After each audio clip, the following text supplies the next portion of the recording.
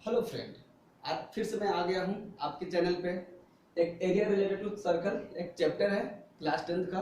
और ये ओबियसली बहुत ही इंपॉर्टेंट चैप्टर है क्लास 10 के लिए और काफ़ी यूजफुल होगा और बहुत ज़्यादा डिफिकल्ट है नहीं, आप इसे आसानी से सॉल्व कर सकते हैं। लेकिन जो इसमें कुछ कॉन्सेप्ट लगते हैं उस कॉन्सेप्ट को आपको ध्यान में देना बहुत ज़रूरी है। मैंने कई दिनों से आपके चैनल पे वीडियो अपलोड नहीं किया, इसके लिए मैं क्षमा चाहता हूँ। तो चलिए सबसे पहले देखते हैं एरिया रिलेटेड टू सर्कल। ऐसे नाम ही है area related to circle. It means क्या है कि जो भी एरिया मुझे फाइंड करनी होगी वो किसी न किसी तरह से सर्कल से रिलेट करता होगा। सर्कल से रिलेटेड एरिया को मुझे फाइंड करनी है।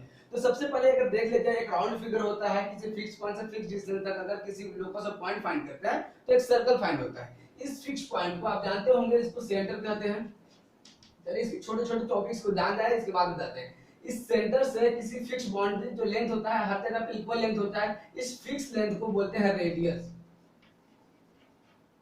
Radius of circle. अगर कोई एक कोड, अब देखिए क्या होता है कि किसी दो बाउंड्री लाइन को कोई ऐसे टच करता है, एक लाइन सेगमेंट, इसको बोलते हैं हम कोड। इसे कोड कहते हैं। ये आपने 9th क्लास में भी सीखा होगा, काफी यूजफुल है। अब देखिए कोड है, लेकिन अगर ये भी कोड है तो ये भी कोड होगा, यस, ये भी कोड होगा, यस, ये भी कोड होगा, तो यस। अब देखिए कोई कोड जो बिल्कुल सेंटर से पास हो जाए इसको क्या कहते हैं? डायमीटर।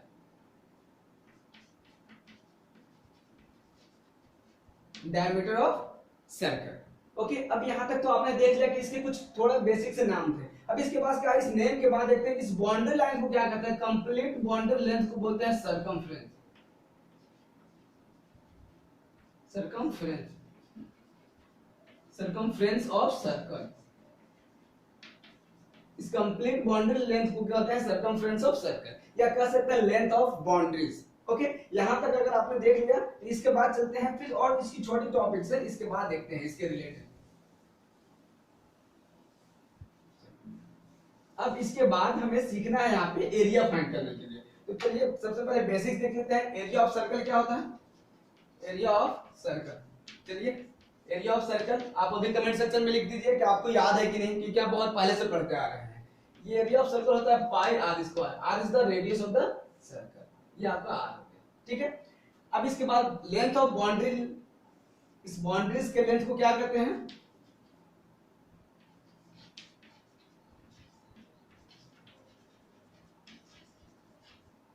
बाउंड्री, इसको कहते हैं सर्कमफ्रेंस। हम ये लिख सकते हैं circumference of circle, circumference of circle. और ये होता है 2 पाई आर, ठीक है, 2 पाई आर। कभी कभी पाई डी भी लिख सकते हैं इस तरह से, ये 2 पाई आर। अब देखिए रेडियस आर पता हो गया।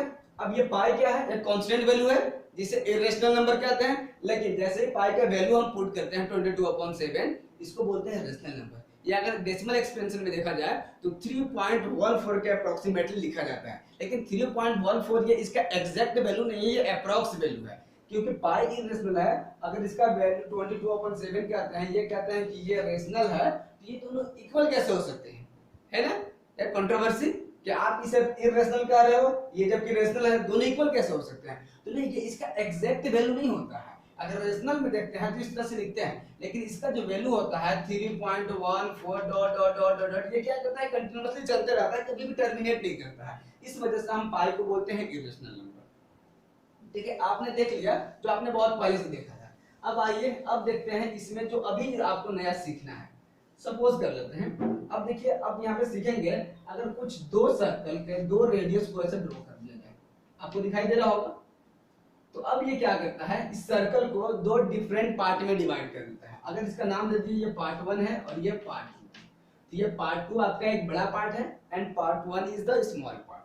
अगर इस एंगल की बात की जाए, अगर ये कोई भी एंगल है, सपोज कर लेते हैं हम इसे थीटा मेजर करते हैं, थीटा एंगल। तो अब इस एरिया को कैसे फाइंड करते हैं? इस तरह के एरिया को बोलते हैं सेक्टर। सेक्टर, ठीक है।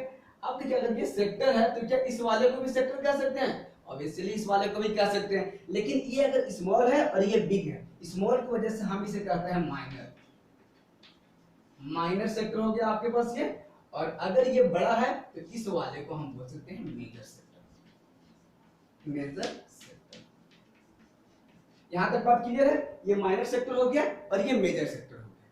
चलिए अब देखिए, अब यहाँ पे एरिया आपको फाइंड करके दिखाते हैं। अगर ये थीटा एंगल आपके पास गिवन होगा तो किस तरह से फाइंड करते हैं? कंप्लीट एरिया आपको पता है pi r square, complete area है पाई आर स्क्वायर। लेकिन अगर पाई आर स्क्वायर में से सिर्फ ओनली थीटा पार्ट की वैल्यू करना है, अगर हम बात करेंगे इस जगह पे कंप्लीट एंगल कितना होता है, कंप्लीट एंगल 360 डिग्री होता है। 360 एंगल में से अगर हमें सिर्फ थीटा का फाइंड करनी है तो कैसे फाइंड करते हैं, थीटा ओवर 360, यानी 360 में से सिर्फ थीटा को फाइंड करना है, और कंप्लीट एरिया कितना है पाई आर स्क्वायर, ये लिख सकते हैं पाई आर स्क्वायर। इसे आप कह सकते हैं area of sector, area of देखिए ये एरिया ऑफ सेक्टर हो गया theta upon 360 into pi r square, आप इसे ऐसे लिख सकते हैं। फिर इसके बाद देखिए हम लोग सीखते हैं, अब इस तरह से आप कहेंगे कि अगर ये इस थीटा के बाद भी जा रहे हैं तो उसके एरिया कैसे फाइंड करेंगे, आपके पास रेडियस गिवन होगा, सर्कल के एरिया फाइंड करके और इस स्मॉल एरिया को क्या करेंगे सब्ट्रैक्ट कर देंगे, बाकी रिमेनिंग पार्ट की एरिया आपको फाइंड हो जाएगी easily.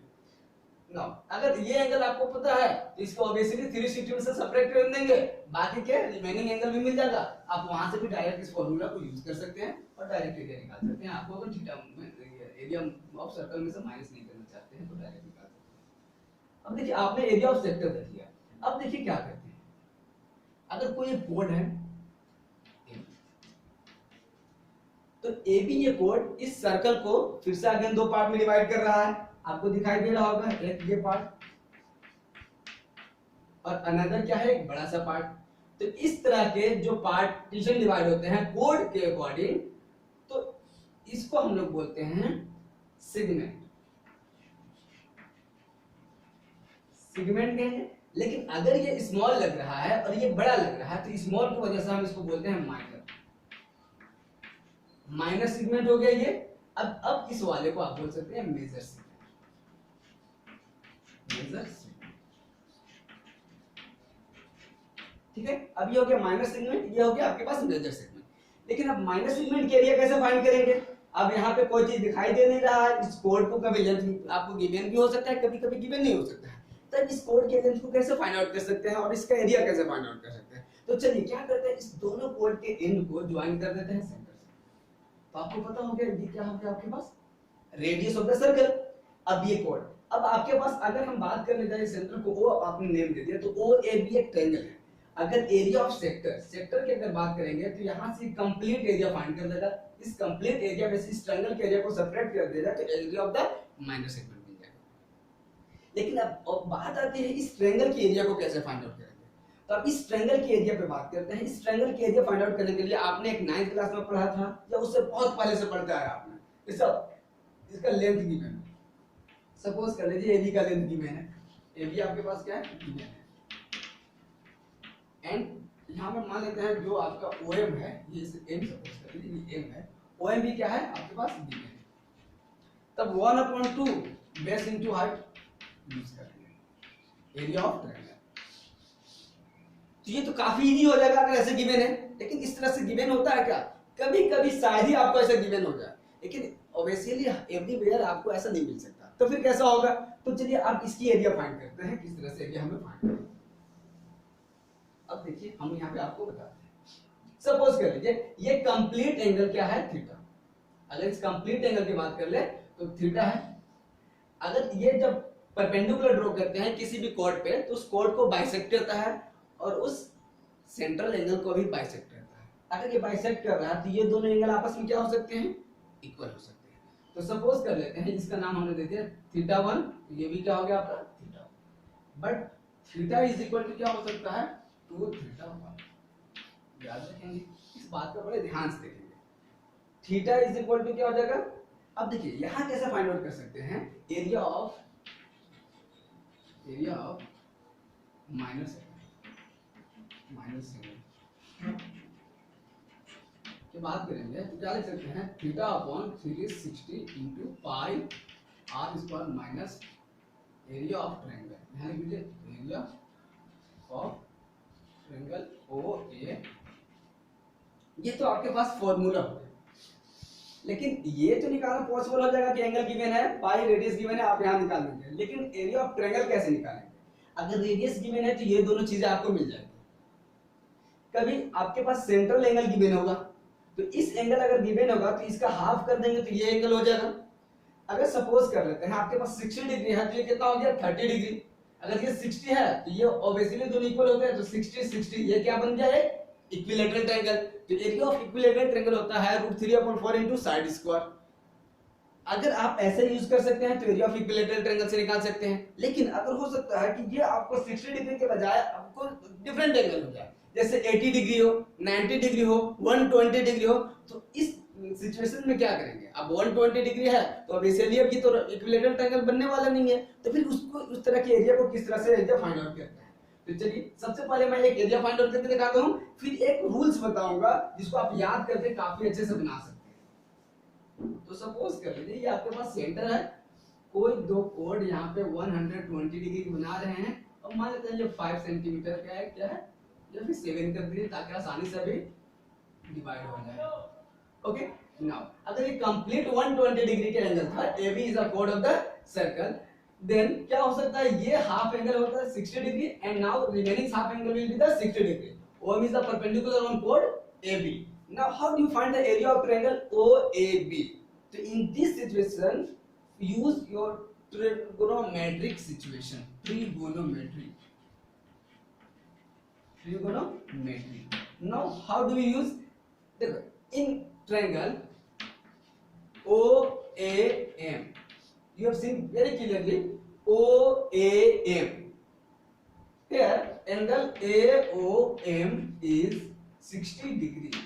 Okay, so OA is a hypotenuse of the triangle OAM, and now hypotenuse is given, it means h is given 7 centimeter.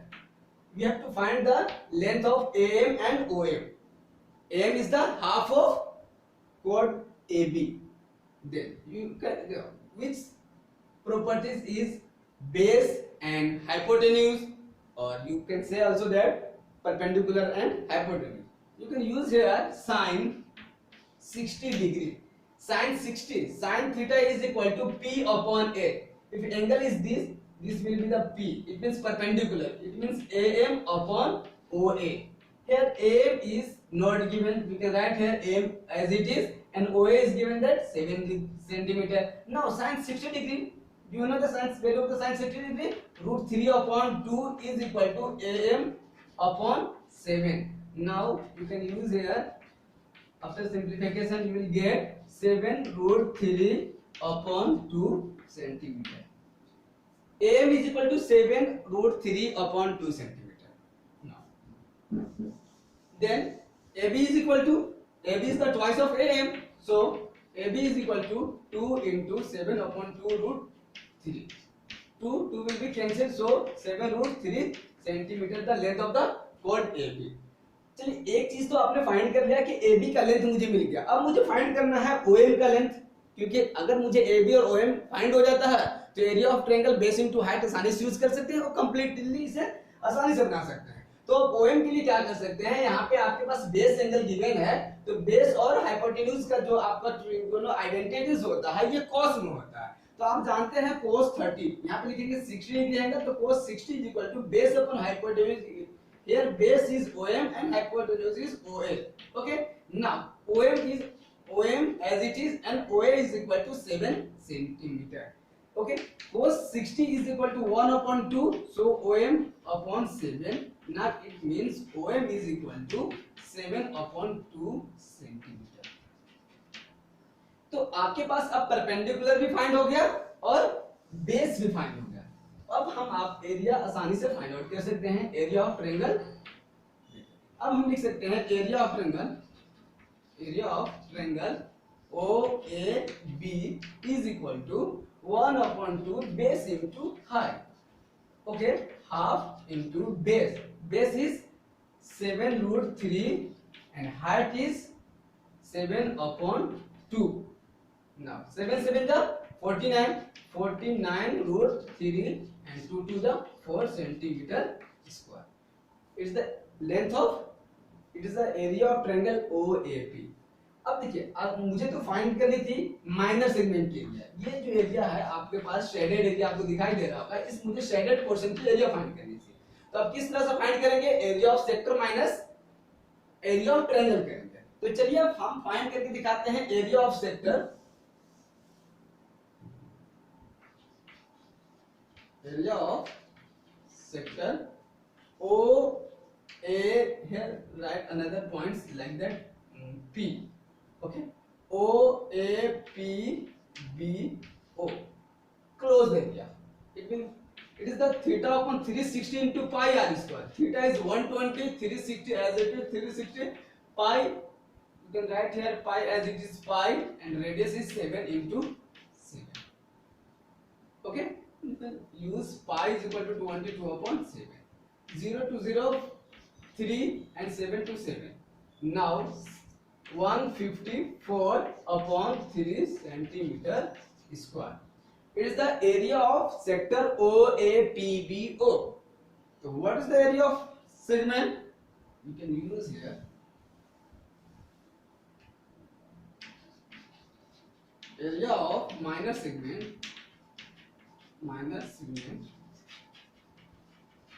is equal to area of sector minus area of triangle. So area of sector is 154 upon 3 minus 49 root 3 upon 4. This is the complete area of segment. तो आप इस तरह से find out कर सकते हैं. इसके बाद भी आपको सिंप्लीफाई करना होगा, तो आप 3 and 4 का एलसीएम लेंगे, और जो माइनस से सिंपली आता है रूट 3 को भी आप क्या करेंगे कि तो रूट 3 इज इक्वल टू आप लिख सकते हैं 1 पॉइंट, ये आपका हो सकता है रूट 3 का जो वैल्यू होता है 43 जो भी आएगा आप इसे दे देना और इसे लिख देना, ये 5 पॉइंट समथिंग आ जाएगा 1.73 ऐसे करके. तो 1.73 आप लिख सकते हैं रूट 3 का वैल्यू, और फिर इसको सिंप्लीफाई कर सकते हैं, जो भी डेसिमल में आएगा वो area of the shaded region हो सकता है. तो इस तरह से एरिया हम लोग फाइंड कर सकते हैं. तो चलिए इसके बाद हम आपको दिखाते हैं, एक बहुत अच्छा थ्योरी देते हैं, एक फॉर्मूला बताते हैं जो आपको काफी यूज होगा और काफी हेल्प करेगा आपको एग्जाम में. तो देखिए क्या है, अभी इलेक्ट्रिसिटी भी क्या कर रहा है, मजाक कर रहा है हमारे साथ, ये भी कभी कभी बीच में ट्रिक कर जाते हैं और चली जाती है. तो बिल्कुल भी आप घबराएंगे नहीं, आप बने रहेंगे. देखिए ओ ए बी, अब देखेंगे ओ ए बी एक क्या है आपका, यहाँ पे एक एरिया बना देते हैं, जैसे कि यहाँ हमने एक ज्वाइन कर दीजिए. अब इसका नाम दे दिया मैंने थीटा, और ये हो गया थीटा, तो कंप्लीट हो गया 2 थीटा. ठीक है. अब देखिए इस सिचुएशन में सपोज कर लीजिए ये r है, वेट कर लो थोड़ा, r है, तो अब हम लोग बात करते हैं इस थीटा के अकॉर्डिंग. अब सपोज कर लो यहाँ पे m है, ठीक है, तो in triangle O M A, अब देखेंगे लिखेंगे हम लोग sine theta is equal to क्या होता है, परपेंडिकुलर अपॉन हाइपोटेन्यूज, तो एम अपॉन ओ ए. ठीक है. अब देखिए साइन थीटा को क्या लिखेंगे, साइन थीटा, एम क्या है आपके पास गिवन नहीं है, तो एम को एम लिख दिया, और ओ ए का है आर हो गया. सो देखिए एम इज इक्वल टू क्या हो गया, आर साइन थीटा. ठीक है. अगेन अगर हम cos थीटा की बात करते हैं तो यहाँ पे हो जाएगा base upon perpendicular, it means OM upon OM. OM as it is OM लिख देंगे, और OM फिर से हो गया R. R को क्रॉस मल्टीप्लाई कर दिया, आपको अगेन मिला OM is equal to R cos theta. ठीक है. तो आपने AM फाइंड कर लिया एंड OA फाइंड कर लिया. अगर AM फाइंड है तो यहाँ से अगर हम AB की बात कर ले तो AB is equal to 2R sin theta. Why 2R sin theta? AB is the twice of length AM. ठीक है. अब मुझे फाइंड करनी है एरिया ऑफ ट्रायंगल, तो एरिया ऑफ लिखेंगे area of triangle OAB is equal to 1/2 into base into height. Now 1/2 base की बात की जाए तो यहाँ पे 2R sin theta, and height की बात की जाए तो हाइट है R cos थीटा. ठीक है. अब ये R के साथ मल्टीप्लाई हो गया, ये 2 से 2 को क्या कर दिया मैंने डिलीट कर दिया, या फिर इस 2 को आप डिलीट मत कीजिए, ये भी काम की चीज है, यहाँ रख दीजिए. अब इस 2 को भी यहाँ आप रखना, R into R स्क्वायर हो गया, तो 1/2 R स्क्वायर. अब ये क्या हो जाता है 2 sin theta into cos theta. एक आइडेंटिटी दिखाई है, क्लास 11th में पढ़ना है, लेकिन आप याद रखेंगे 2 sin 2 थीटा. ठीक है. एक आइडेंटिटी है sin 2 थीटा. अब आपको पता है sin 2 थीटा आपका क्या था, ये कंप्लीट एंगल था. तो अगर आपके पास एंगल गिवन हो तो आप इस फॉर्मूला को यूज कर सकते हैं और आप बना सकते हैं, काफी इजीली बन जाएगा. यहाँ पे आपको कोई भी दिक्कत नहीं आने वाली है. ये sin 2 थीटा का एक फॉर्मूला है. तो एरिया ऑफ यहाँ से भी निकाल सकते हैं 1/2 R square sin 2 theta, and sine 2 theta is the complete angle. ये क्या हो गया आपका, अगर आप थीटा की बात करेंगे तो ये कंप्लीट एंगल है, ठीक है। तो अगर आपके पास 120 डिग्री था, मैं अभी फाइंड आउट करके दिखा देता हूं किस तरह से, जो एग्जैक्ट प्रीवियस मैंने क्वेश्चन को सोल्व करा रखा था। जैसे उसमें रेडियस आपने क्या लिखा था, 7 लिखा था, radius is equal to 7 cm लिखा, एंड आपने theta is equal to 120 degree लिखा था। तो समटाइम्स क्या होता है, जैसे कि 120 डिग्री का आपको वैल्यूज नहीं पता है कि 120 डिग्री का वैल्यू क्या होता है। क्लास 11 में 120 डिग्री का वैल्यू फाइंड आउट करना काफी इजी वे में बताया गया है, किस तरह से हम लोग सेंटर्ड एंगल को अब एक क्वाड्रेंट से दूसरे क्वाड्रेंट में जंप करता है तो कौन सी नेगेटिव होती है, कैसे पॉजिटिव होती है, और किस तरह से जो ट्रिग्नोमेट्रिक फंक्शंस होते हैं, चेंजेस होते हैं, उनके अंदर चेंजेस आते हैं। अगर इस तरह की चीजें में आपको प्रॉब्लम क्रिएट हो सकती है समटाइम्स, लेकिन अगर ये 90 डिग्री तक है तब तो बड़े आसानी से निकाल सकते हैं, क्योंकि sin 90 आपको पता है, sin 60 पता है, sin 45 पता है, एंड sin 30 पता है। तो इस तरह से आपको अगर इस तरह के कुछ एंगल्स गिवन हो तब तो आप फाइंड आउट कर सकते हैं काफी इजीली, आपको कहीं भी कोई दिक्कत नहीं होने वाली है। लेकिन अगर जैसे ही 120 डिग्री हो जाए तो वैसे केसेस में आपको माइनर प्रॉब्लम आ सकता है। तो चलिए मैं एंगल थोड़ा कम करके आपको समझाता हूं जहां से आपको आसानी से पता चलता है। मैं बात करता हूं कंप्लीट एंगल को कि थीटा इज इक्वल टू को हमने लिख दिया 60 डिग्री। तो ऐसे केस में कैसे फाइंड हो सकता है, देखिए तो आप लिख सकते हैं 1/2r square, it means 7 into 7 and sin theta, sin 60 degree. आप लिख सकते हैं 7 7 जा 49 एंड 2, और sin 60 का वैल्यू होता है √3/2। अब देखिए क्या आ जाएगा 49 √3/4। अब यहां से मिल गया एरिया ऑफ ट्रायंगल OAB। इस तरह से आप फाइंड आउट कर सकते हैं काफी जल्दी। अब इलेक्ट्रिसिटी भी चली गई, उम्मीद है ये वीडियो आपको पसंद आया होगा। तो आप प्लीज अपने दोस्तों के साथ शेयर करें, मेरे चैनल को सब्सक्राइब करना बिल्कुल भी ना भूलें, लाइक के बटन में प्रेस करके जरूर मुझे मोटिवेट करें। And finally thanks for watching.